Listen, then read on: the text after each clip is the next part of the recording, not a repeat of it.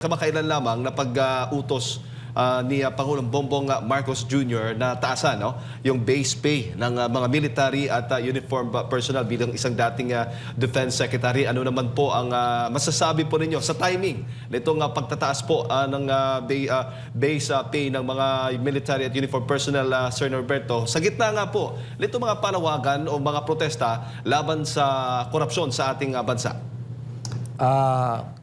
Hindi ko alam eh. Kasi yun, tama ka doon tungkol sa baka mali yung timing. Ang importante natin tignan dyan, saan kukunin yung pera. No? Kasi alam mo, hindi maganda ang takbo ng ating ekonomiya sa kasalukuyan. At ako naniniwala na ang armed forces, yung mga ating mga soldiers, ay sasama ang loob nila kapag nasabi ng ating mga kababayan na kasama sila sa sisira ng ating ekonomiya. No? Hindi maganda yan. Sa ngayon kasi, tingnan natin kung saan kukunin yung pera. Pero sa tingin po ninyo, Sir Norberto, sapat na ho ba itong kompensasyon bilang isang dating secretary din ng Defense, yung kompensasyon ng mga sundalo at mga pulis upang matugunan po ang kanilang mga pangangailangan? Alam mo, talaga naman laging kulang, no? Ang dapat tanggapin ng ating, hindi lang ang ating mga sundalo at ating mga kapulisan, no? Yung buong bureaucracy natin, kung titingnan natin, kaya medyo kulang pa ang kanilang tinatanggap para masolusyonan yung kanilang mga daily problems sa pagkain. Lalo na ngayon, dami nakakasakit. Kaya importante talaga kung sana ma-increase natin. Pero pagandahin muna natin ang konting ating ekonomiya. Naniniwala ako sa mga public servants natin na medyo kahit na nagtitiis na yan, pwede magtiis pa ng konti para kung makikita natin na ang gobyerno natin talaga nag-aayos ng ating ekonomiya. Opo. Sa tingin po ninyo, yung performance, yung moral ng AFP at pati na yung mga pulis natin ngayon ay naapektuhan din kahit papaano dahil dito sa mga issue po ng korupsyon na nangyayari po sa ating bansa. Lalo na yung mga kasangkot ay yung mga matataas pa na opisyal po ng ating bansa. Alam mo, sentimiento na ng buong bayan yan eh. Hindi lang yung mga kababayan natin na wala sa gobyerno. Pati, of course, yung mga nasa gobyerno, lalo na. Yung ating mga kapulisan, ating mga sundalo, lalo na. Kasi mas higit nilang nakikita kung ano nangyayari sa bayan eh. Meron silang facilities para makita ang totoo. At kung makikita mo talaga naman, nakakawalan ng gana eh, di ba?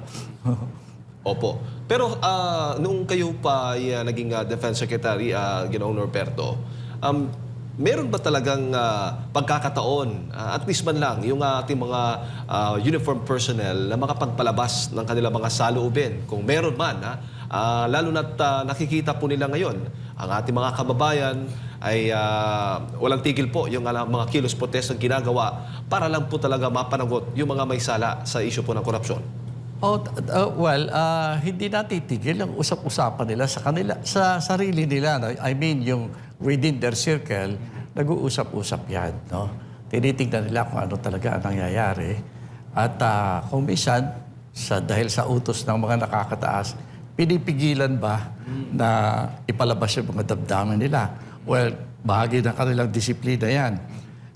Pero yung pakiramdam nila sa nangyayari sa kaguluhan dito sa atin, paghihirap ng ating mga kababayan, karamihan sa mga sundalo natin at pulis may hirap din yung mga pamilya nila Kitang-kita nila kung ano nangyayari sa bayan natin ngayon. Opo. Yung makikita natin ngayon, yung mga retired generals at iba pang mga dating mga kasundaluhan ang maingay sa pagpapahayag ng kanilang mga saloobin laban po sa issue ng korupsyon sa ating bansa, Secretary.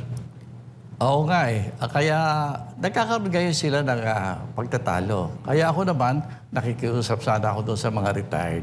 No? Dahil nanggaling din naman sila doon sa loob.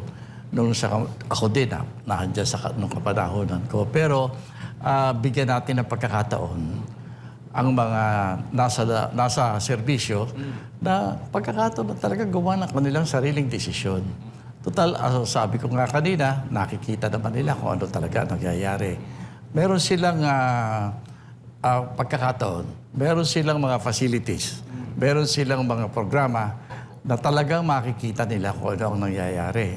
Kaya kung yung mga nagtutulak na kumilos ang ating armed forces, I think kikilos yan pag tama ang panahon at tama ang sitwasyon. Opo. Opo. At hindi po ibig sabihin na hindi po sila nagsasalita ito mga kasundaluhan o takot sila dahil baka matulad sila nitong dati ding membro ng AFP o kasundaluhan itong si Orly Gotesa, Secretary. Alam mo yung kaso naman ng ating Marines na yan, napag-initan kasi alam mo, seryoso yung mga sinasabi niya eh. Sana kung maayos yung ating pamahalaan. Dapat siya ang pinoprotektahan, di ba? Kasi naniniwala ako sa sinasabi niya eh. Dapat yan, tingnan natin mabuti, suriin natin. Baka makatulong sa ginagawa nating investigasyon sa mga pagnanakaw na nangyayari sa bayan natin. Opo. Pero hindi po ibig sabihin ito, Secretary, na kahit nakikita natin na ginigipit at iniipit po yung mga kritiko ng administrasyon, ibig sabihin na titigil na sa pagsasalita. Ay, malamang pagdating ng tamang panahon, magsisipagsalitan lahat yan eh. Kaya nga, ang mahalaga, tinitingnan nga nating mabuti yan, ang gumagawa ng investigasyon, ang gumagawa ng mga ahensya para mag-imbestiga, galing sa gobyerno.